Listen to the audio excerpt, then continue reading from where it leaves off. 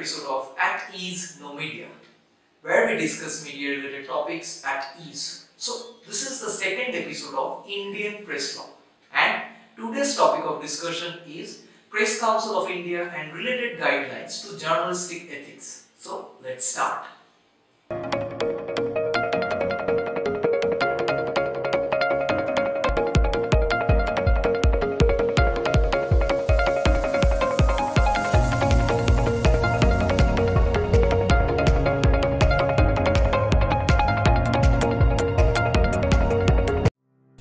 Okay, let's begin. So, Press Council's guidelines to journalism ethics, and in this video we will be studying the introduction. That means we will be talking about Press Councils. So next we will be going to the composition of Press Council.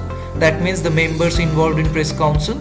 After that we will touch why we need ethics in journalism. So what's the need of ethics in journalism? Following responsibilities of the journalist. Finally, we will reach to the guidelines provided by the Press Council, and after that we will conclude this lesson with the content. Now let's introduce with the introduction. Speaking about the introduction, we must consult with history. First Press Commission 1954 recommended the setting of statutory Press Council. So we can say that the Press Council was recommended by First Press Commission 1954. So now you might be wondering what was the need of Press Council. The main reason behind the establishment of Press Council was to look after the editorial independence. That means the Press Commission recommended to form a separate Press Council to look after the editorial independence of the newspapers. Moving on to the next point, the objectivity of news presentation. The Press Commission also recommended Press Council to look after the objectivity of the news presentation. That means at that point of time, the news presentations were not up to the mark. Now coming to the third point, that is fairness of comment. The fairness of comment is also taken care of by the Press Council. So it was also a must need, and the main reason behind the recommendation was the Code of Conduct of Journalists, the journalist ethic. And lastly, there was a massive need of encouragement in the press so that the press can develop. So these were the main reason behind the recommendation of Press Council by the Press Commission. And now you might be wondering, what is Press Council? As I have discussed, as you can imagine or as you can understand a bit, that Press Council is a statutory body of India which is non-constitutional and which is autonomous and non-official. So nothing with the government. It governs the conduct of print, related only print media. Most important body that sustains democracy. It holds the democracy. The Press Council also ensures the freedom of speech and it maintains it. Now speaking about the composition of Press Council. The Press Council consists of total 24 members. Total 28 members. So the Press Council consists of total 28 members and a chairman. The chairman must be a judge of Supreme Court, retired judge of Supreme Court. And the retired judge is nominated by chairman of Rajya Sabha, Speaker of Lok Sabha, and one elected representative of the council members. That means the chairman of the Press Council must be nominated by three heads: chairman of Rajya Sabha, Speaker of Lok Sabha, and one elected representative of council members. Now talking about the other 28 members, 13 working journalists. Among the 13 journalists, 6 editors and 7 non-editors. Next, 6 managers of newspaper, and the managers must own and carry the business. After that coming 1 member from the news agency. Then other 5 members from parliament. Splitting the parliament part, 3 from Lok Sabha and 2 from Rajya Sabha. Now the members must be specially knowledged. So from the 28 members, there are 3 special knowledge or experienced members. One from the education field, one from the law and literature field, and another one from the cultural field. So this was the total composition of press council with 28 members and 1 chairman. Now let's keep the history and the composition aside. What is the need of ethics in journalism? Not only in journalism, ethics is all pervasive in all fields, right? So in today's scenario, there may be a wide individual difference as to understand of what is good and what is bad, right? Now in short, ethics are rules of conduct or principles of morality that points up towards the right or bad way to act in a situation. That means ethics are nothing but the principles and morality of oneself. The principle, however, do not contain magic answer to every individual dilemma. So a problem for one may be a solution for another one. That means as there is no perfect answer to every problem, media ethics applies mostly to cases not specifically covered by the law.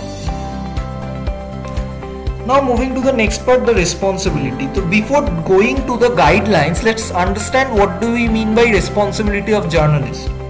There is responsibility too for the journalist, and it should be an important element in journalism, right? So 4 kinds of responsibility may be defined for the journalist as the contractual responsibility, the social responsibility, the responsibilities of a liability deriving from the obligation to comply with the law, responsibility towards the internal community. You will probably have a lots of question about these responsibilities. So let's dig a little deeper and try to understand this. So contractual responsibilities. What is contractual responsibilities? That means the responsibilities the journalist is having for the contractual staffs, the newspaper organization or the media house is having for the contractual staffs. Though they are contractual, but still they are having some responsibilities. With that, coming to the social responsibility, as businessmen are having CSR, corporate social responsibility, so do the journalist is also having social responsibilities. After that, coming to the third point, the responsibility of a liability deriving from the obligation to comply with law. By the book of law, journalists are also having some responsibility.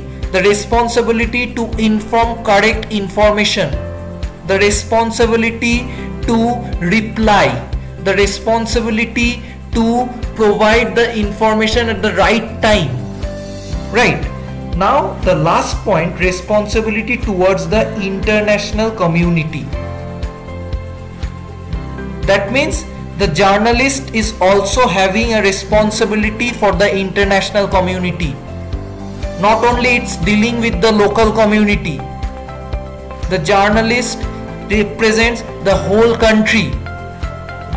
So he or she is having a responsibility for the international community. Now it's time to talk about the defined guidelines by the Press Council. So starting with the accuracy and fairness, as the name suggests, we can say that the accuracy and fairness, journalist must be accurate and journalist must provide the fairness of news. So it's simple. Coming to the next point, pre-publication verification. Before publishing the news, so the journalist must verify the news item, the article or the video footage before publishing it. Caution against defamatory writings. So before writing it, the journalist must review their writing so that to avoid the defamatory writing, so that they must not defame any individual. Right to privacy.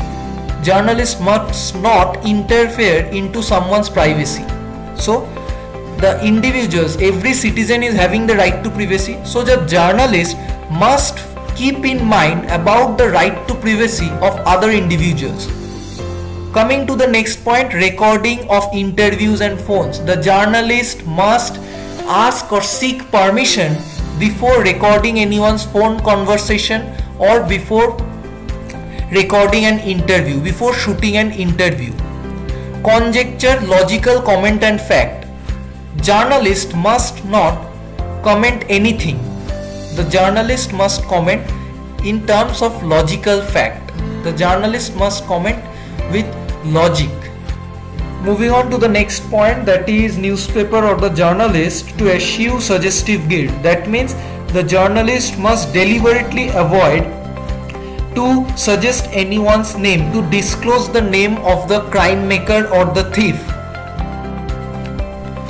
Correctness is same with accuracy and fairness. Right to reply, that means the journalist ought to reply to the any arised question. After that, coming to letter to editor, that means the editor is not obliged to reply to print every letter.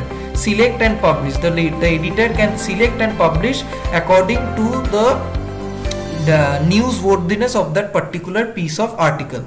Obscenity and vulgarity to be eschewed, that means obscenity and vulgarity must be deliberately avoided. Violence not to be glorified.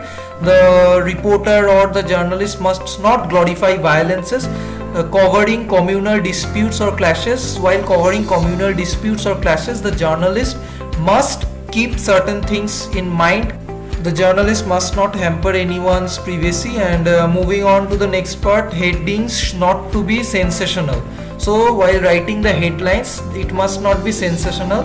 And caste, religion or community reference, before referring any caste or any religion, the journalist must review the article or review the headline. Reporting on natural calamities, so the journalists are having certain responsibilities and certain guidelines must be followed before reporting natural calamities. And paramount national interest, the journalist must keep hold of the nation's integrity and sovereignty. After that, investigative journalism, journalists must maintain decency while investigating into any piece of information. Now moving on to the confidence of the respected, so certain things must not be published, so the journalist must pay attention or must respect to the confidence of certain highly official staffs. After that, caution in criticizing judicial acts, so the journalist must keep in mind while commenting on some judicial or criticizing on some judicial acts. Plagiarism means copying stuff, so the journalist must not use any other journalist article or without crediting them, without the source. The journalist must not use any photographs, so it's related with Copyright Act.